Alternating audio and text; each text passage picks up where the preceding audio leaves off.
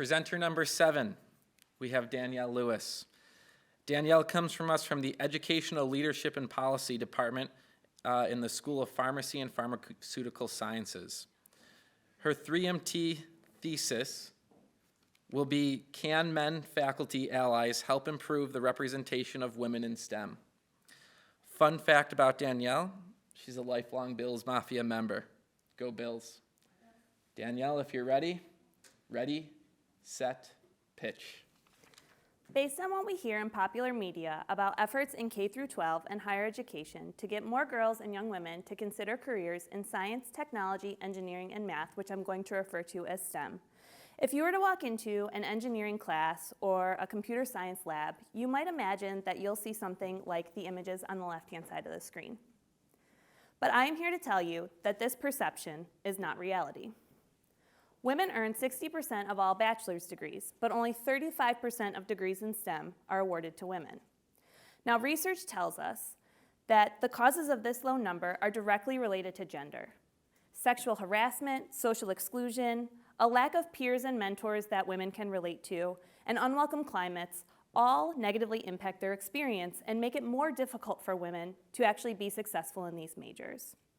And while men are the dominant majority in STEM, efforts to create change and work towards gender parity often focus solely on changing women. Now, I know this is the case because for several years, I managed UB's Women in Science and Engineering program, and the goal of that program was to recruit and retain women in these majors. And I found that more often than not, what I heard from the women in the program was them talking about how their experience was impacted by the men in their programs.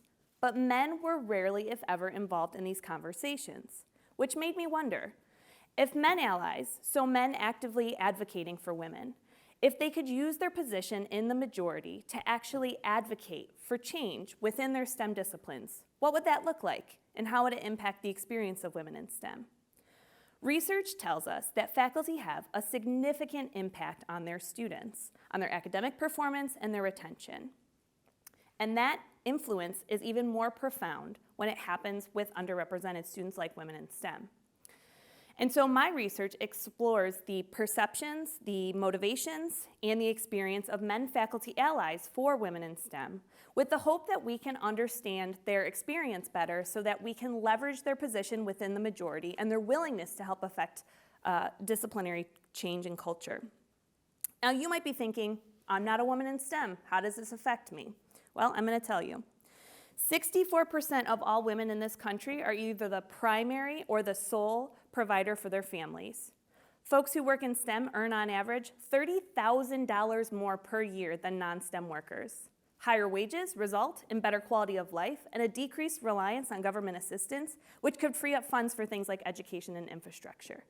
Diversity of thought spurs innovation, and when more of us are around the table as we try to solve the world's problems, we develop better solutions, and that benefits us all. Finally, it's the right thing to do to create equal opportunities for all people.